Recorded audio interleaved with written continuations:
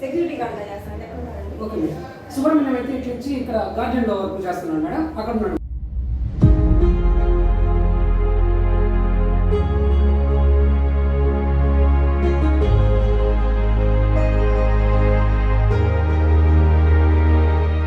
చాలా బాగుంది మేడం, ఈ గార్డెన్ చాలా బాగుంది మేడం. ఇంత గార్డెన్ అసలుకి మీరు ఎట్లా మెయింటైన్ చేస్తారు మేడం? అసలు ఇళ్లలో నీళ్ళు లేక జనాలు అల్లాడుతుంటే అలా ఆలోచిస్తున్నా. ఈ నీళ్ళన్నీ జనానికి ఉపయోగపడే నీళ్లు కాదు, డయాలసిస్ ఉంది మాకు. డయాలసిస్ యూనిట్లో నుంచి వేస్ట్ వాటర్ చాలా వస్తూ ఉంది. రోజుకి 8,000 లీటర్లు వాటర్ మనం వాడుతుంటాం ఇక్కడ. వాళ్ళకి డయాలసిస్ చేయడానికి 1,600 లీటర్ల నీళ్లు వేస్టేజ్ అవుతుంది మనకి. ఆ నీళ్ళన్నీ ఇటు మళ్ళించి ఈ మొక్కలకి పంపిస్తూ ఉంటాం. రండి చూపిస్తాను. చాలా బాగుంది మేడం. ఇక్కడ ఈ ట్యాంకుల్లో వాటర్ వేస్ట్ నీళ్ళంతా ఇక్కడ పంపిస్తాము. ఇక్కడ పంపించి నుంచి పైప్ పెట్టి అక్కడ నుంచి అక్కడ కాలువ లాగా తీసాము. ఇటు నుంచి అటు వెళ్తాయి. అక్కడ ఇంకుడు గుంట కూడా ఉంది మాకు. ఈ వాటర్ అంతా అక్కడికి వెళ్తుంది. అక్కడ నుంచి పైప్ లైన్లు ఇటు చుట్టూత వీటికి వచ్చేటట్లు. అది అక్కడ కూడా పైన ఓవర్ఫ్లో అయిన వాటర్ను కూడా ఆ పైపులో నుంచి ఈ చెట్లకు మళ్ళిస్తుంది. ఎప్పుడైనా ట్యాంక్ ఓవర్ఫ్లో అయినా ఆ వాటర్ అంతా వేస్ట్ కాకుండా బాగా యూజ్ చేస్తున్నారు మేడం మీరు. రైన్ వాటర్, ట్యాంక్ చాలా బాగుంది వాటర్ అన్నీ కూడా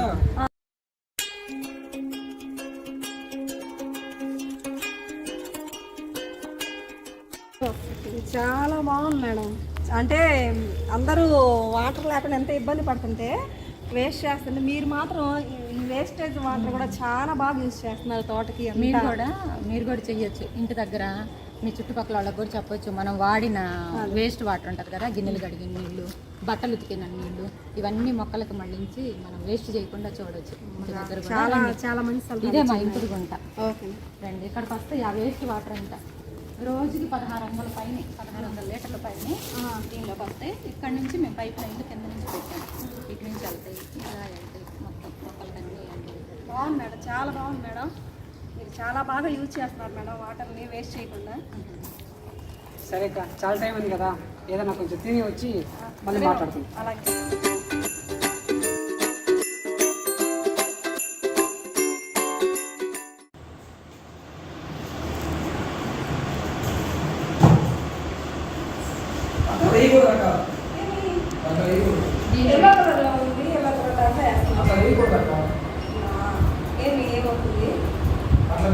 చెప్పాలంటే మా సిస్టర్ గారు మామూలు అక్క చెప్తారు. సరే.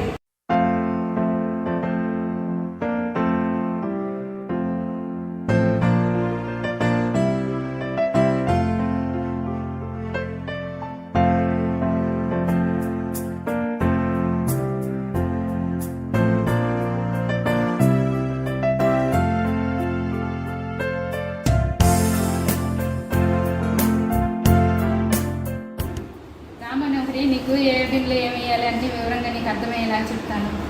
చెప్పండి మిస్టర్ గారు. మనం ఈ హాస్పిటల్లో ఈ 4 రకాల ఈ రంగు బిల్లులు వాడతాం అనమాట.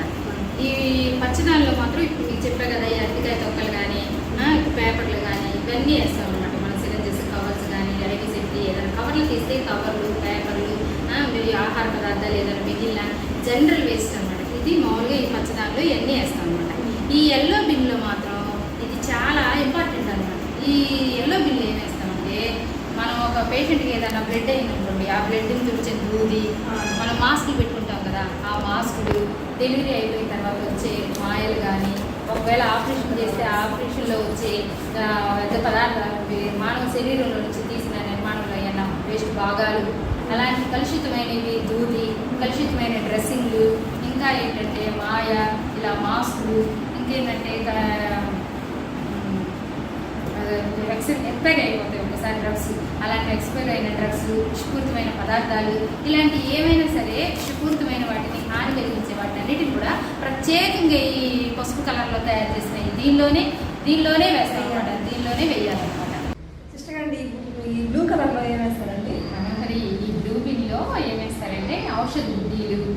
గాజు బుడ్డీలు, ల్యాబ్ స్లైడ్స్, కత్తెర్లు, నెక్స్ట్ ఈ లోహ నిర్మాణమైన ఇంప్లాంట్స్ అలాంటివన్నీ కూడా ఈ బ్లూ బిన్లో వేస్తాం అన్నమాట. అర్థమైందా? చాలా బాగా వివరించి చెప్తున్నారు సిస్టర్ గారు. తర్వాత ఈ రెడ్ బిన్లోనండి, ఈ రెడ్ బిన్లో ఏం చేస్తామంటే మనం ఐవీ సెట్స్ కానీ సిరంజెస్ కానీ ప్లాస్టిక్ సంబంధించినవి అనమాట. ఐవీ ఫ్లూయిడ్స్ కానీ లేకపోతే ఇవి క్యాథెటర్స్ కానీ తర్వాత బ్యాగ్ పెట్టాం కదా అలాంటి బ్యాగ్లు కానీ అన్ని ప్లాస్టిక్ సంబంధించినవి, డయాలసిస్ కిట్లు కానీ ఇలాంటివన్నీ కూడా దీనిలో ప్లాస్టిక్ ఇవన్నీ సంబంధించినవన్నీ కూడా ఈ రెడ్ దాంట్లో మనం పెడతాం అన్నమాట. చెప్పారు. ఈ తెల్ల డబ్బా ఏంటి మేడం? మనం దీన్ని పంచర్ ప్రూఫ్ కంటైనర్ అంటారు అనమాట. దీనిలో సూదులు, తర్వాత సూదుతో పాటు సిరంజ్ లాగా వస్తాయి. అలాంటి పదునైనవి బ్లేడ్లు, కత్తెర ఆపరేషన్ చేసేటప్పుడు ఉండే బ్లేడ్లు అలాంటి పదునైనవి అన్నీ కూడా ఈ యొక్క పంచర్ ప్రూఫ్ కంటైనర్లో వేస్తాం అనమాట. దాంట్లో చాలా బాగా చెప్పారు సిస్టర్ గారు. అప్పుడు ఇవన్నీ దీంట్లో నింపిన చెత్త తర్వాత ఏం చేస్తారండి? ఇలా నింపినవన్నీ కూడా మనం ప్రాపర్గా ప్యాక్ చేసేసి సెగ్రిగేషన్ చేసేసి బయోమెడికల్ ఏజెన్సీ వాళ్ళు ప్రతిరోజు వస్తారన్నమాట. వచ్చి వీటిని ఒక రవాణా శాఖలో తీసుకొని వెళ్తారన్నమాట. ఇలా ఎందుకు పెట్టారండి? ఇలా ఎందుకు పెట్టారంటే మనం అన్ని కలిపి ఒకే దానిలో వేస్తే ఈ తీసేటప్పుడు ఈ సూదులు కానీ ఏమైనా పదునైన ఇన్స్ట్రుమెంట్స్ కానీ ఉన్నాయనుకో తీసేటప్పుడు వాళ్ళకు రుచుకునే ప్రమాదం ఉంటుంది. అంత మాత్రమే కాకుండా ఈ వ్యర్థ పదార్థాల వల్ల హాస్పిటల్ నుంచి ఒకరికి వ్యాధులు సంక్రమించేది ఉంటుంది.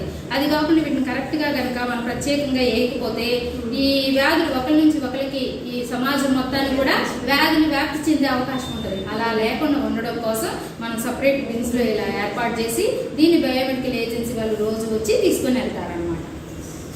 మనకి ఈ 4 బిన్స్ మీకు అర్థమైనాయి అని చెప్పింది. చాలా బాగా అర్థమైంది సిస్టర్ గారు. నువ్వు చెప్పకపోతే నేను చాలా వరకు తప్పు చేసిందాన్ని నీకు వేసేసి.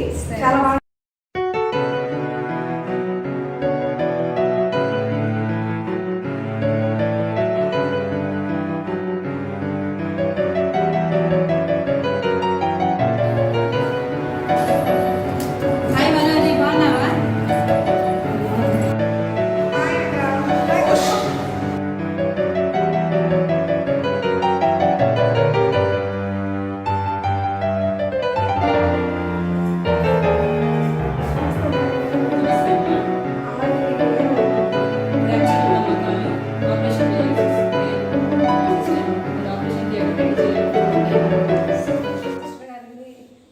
అరటికాయ తొక్క వల్ల ఎంత ప్రమాదం జరిగిందండి అమ్మాయి అసలుకి. అవును మనోహరి, ఈ చెత్త వల్ల ఎన్ని ప్రమాదాలంటే దీన్ని ఇంగ్లీష్లో లిటరింగ్ అంటారు.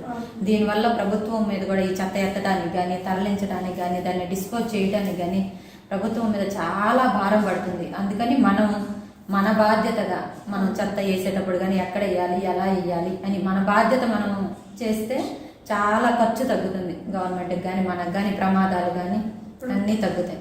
అర్థమైంది సిస్టర్ గారు నాకు. మనోహరి, ఇప్పుడు ఆపరేషన్ చేస్తాం కదా, బాగా అయిపోతుంది, బాగా బాధపడబాక. మన దగ్గర చాలా బాగా అన్ని మెయింటైన్ చేస్తాం, చక్కగా చేస్తాము, క్యూర్ అయిపోతుంది, బాధపడబాక. సిస్టర్ గారు ఒక్కసారి మీ ఆపరేషన్ మాకు కూడా చూపిస్తారండి? ఓకే మనోహరి, పద. సరే చూపిస్తాను.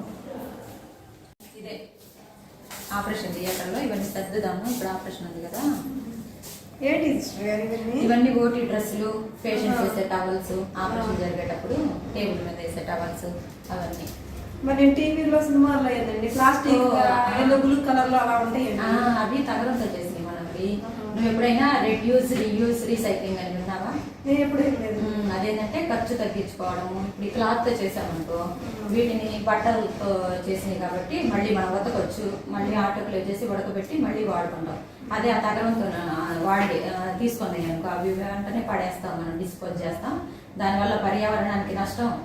అదంతా ఒక లేయర్ లాగా ఫామ్ అయ్యి భూమిలోకి అబ్జర్వ్ అవ్వదు. దానివల్ల జంతువులు ఏమైనా తిన్నా వాటికి ప్రమాదం జరుగుతుంది. ఇవైతే మనం ఖర్చు చాలా తగ్గించుకోవచ్చు వీటి ద్వారా. అవునా సిస్టర్ గారు? ఇవేంటి అండి? ఇవి లేటెక్స్ రబ్బర్తో తయారు చేసిన గ్లౌస్. ఇవి ఆపరేషన్లు అప్పుడు వాడతాం మనం. మరి కరోనా టైంలో కొంతమంది బయట వాళ్ళని చూసానండి, ఇట్లాంటి బ్లూ కలర్ లో కలర్స్ చూసావు కదా, అవన్నీ నైట్రల్ గ్లౌస్ అంటారు వాటిని. అవేమో భూమిలో కరిగిపోవు, ఎన్ని సంవత్సరాలైనా అలాగే ఉండిపోతాయి. ఇవేమో భూమిలో రబ్బర్తో తయారు చేసినాయి కదా, ఇవి కొన్ని సంవత్సరాలకి కరిగిపోతాయి. అర్థమైంది సిస్టర్ గారు. కానీ అవి వాడుతున్నారు, కానీ కరోనా టైంలో ఎక్కడ పడితే అక్కడ ఇసిరేస్తా ఉన్నారు. వాడటం మంచిదే, కానీ వాటిని పడేసే విధానం పర్యావరణానికి చాలా నష్టం కలిగించేది. అలాగే సిస్టర్ గారు. అక్క ఇప్పటిదాకా మాట్లాడుతున్నా సరే అండి, అక్కడ కొంచెం టీ తాగి మళ్ళీ మాట్లాడుతున్నా. సరే. ఓకే మనం బాగుందండి, మీ తోట అంతా చాలా బాగుంది సిస్టర్ గారు. ఏంటి సిస్టర్ గారండి, ఇలాగా పాతకాలం లాగా స్టీల్ గ్లాసుల్లో తాగుతున్నారా మీరు? అంటే పేపర్ గ్లాసులు కదా ఇప్పుడు తాగుతున్నాం కదా. అదే మనం ఇదే రిడక్షన్ ఆఫ్ వేస్టేజ్ అంటే ఇప్పుడు అయినా ప్లాస్టిక్ అవి థర్మాకోల్ గ్లాసులు అంటున్నారు, కానీ అవి పాలిస్టర్తో తయారు చేస్తారు. లోపల కూడా వ్యాక్స్ అనేది దాని లోపల పూత పోస్తారు. అవి మనం వేడి దానిలో పోసినప్పుడు అది తాగేటప్పుడు మన కడుపులోకి వెళ్తుంది. చాలా ఇప్పుడు క్యాన్సర్ కానీ డయేరియాలు కానీ ఇలాంటి సమస్యలు చాలా వస్తున్నాయి. అదిగాక ఇప్పుడు 100 మంది తాగారనుకో, అప్పుడు ఎంత చెత్త ఇది ఆలోచించి ఒకసారి. ఇవన్నీ భూమిలో కలవడానికి అంత అవన్నీ అడ్డం పడి ఈ ప్లాస్టిక్ అంతా అడ్డుపడి నీటిని బయటికి రానివ్వట్లేదు భూమిలో నుంచి. అందుకని మా హాస్పిటల్లో డాక్టర్స్ కానీ సిస్టర్లు కానీ శానిటేషన్ వాళ్ళు కానీ పేషెంట్తో సహా అందరం ఈ స్టీల్ వాటిల్లోనే, పేషెంట్లు కూడా స్టీల్ ప్లేట్ల్లోనే మేము వాటర్ తాగినా టీ తాగినా అన్ని స్టీల్ పాత్రల్లోనే చేస్తుంటాం. ఇందువల్ల ఏంటంటే రిడక్షన్ ఖర్చు కూడా మనకి తక్కువ. ఇవి మళ్ళీ వాష్ చేసుకొని మళ్ళీ వాడుతుంటాం కదా. సిస్టర్ గారు ఇంత చూపించారు, ఒకసారి సూపరింటెండెంట్ మేడం గారిని కూడా కలిసి తప్పకుండా మనం సుబ్రహ్మణ్యం తీసుకెళ్ళి నాకు కూడా టైం అయింది. సరే థ్యాంక్స్ అండి, చాలా థ్యాంక్స్ అండి. అంటే నాకు తెలియదు మేడం, మీరు ఒకసారి చెప్తే నేను తెలుసుకుంటాను మేడం. స్వచ్ఛ భారత్ అభియాన్ అనే కార్యక్రమాన్ని దేశవ్యాప్తంగా 2014 సంవత్సరంలో మహాత్మా గాంధీ 150వ జయంతి సందర్భంగా ఆవిష్కరించడం జరిగింది. కార్యక్రమం యొక్క ముఖ్య ఉద్దేశము బహిరంగ మలమూత్ర విసర్జనను నిర్మూలించడము మరియు తడి పొడి చెత్తలను సరైన పద్ధతిలో పారవేయటం. దీనిలో భాగంగానే మన ఏరియా హాస్పిటల్ కందుకూరు నందు ఉత్పన్నమైనటువంటి బయోమెడికల్ వేస్ట్ని సరైన పద్ధతిలో బయోమెడికల్ వేస్ట్ మేనేజ్మెంట్ ద్వారా పారవేయడం జరుగుతుంది. దీనివలన వ్యర్థ పదార్థాలను రెడ్యూస్, రీయూస్, రీసైక్లింగ్ అనే సూత్రాన్ని తూచా తప్పకుండా మన ఏరియా హాస్పిటల్ కందుకూరు నందు పాటించడం జరుగుతుంది. థ్యాంక్ యూ మేడం, చాలా చక్కగా చెప్పారు మేడం, వివరించినందుకు చాలా థ్యాంక్స్ మేడం. నమస్కారం. నేను బయలుదేరుతాను ఇంక ఊరికి. సరే మేడం, చాలా థ్యాంక్స్.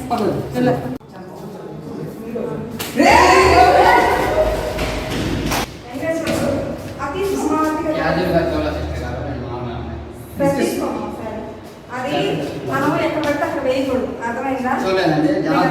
చెప్పేది విను, నువ్వు ఎక్కడికి వెళ్ళినా గ్రీన్ డస్ట్బిన్ ఉంటే గ్రీన్ డస్ట్బిన్లోనే వేయాలి ఇలాంటి వస్తువులన్నీ, సరేనా? శక్తిని వినియోగించు, కాలుష్యాన్ని తగ్గించు. నీవు చెట్లను పెంచు, అవి నీ ఆరోగ్యాన్ని పెంచుతాయి. ప్లాస్టిక్ నిరోధించు, పర్యావరణాన్ని పరిరక్షించు. ప్రతి నీటి బిందువు మనకు ఆత్మబంధు. వ్యర్థాలను తగ్గించండి, పర్యావరణాన్ని కాపాడండి. జై హింద్.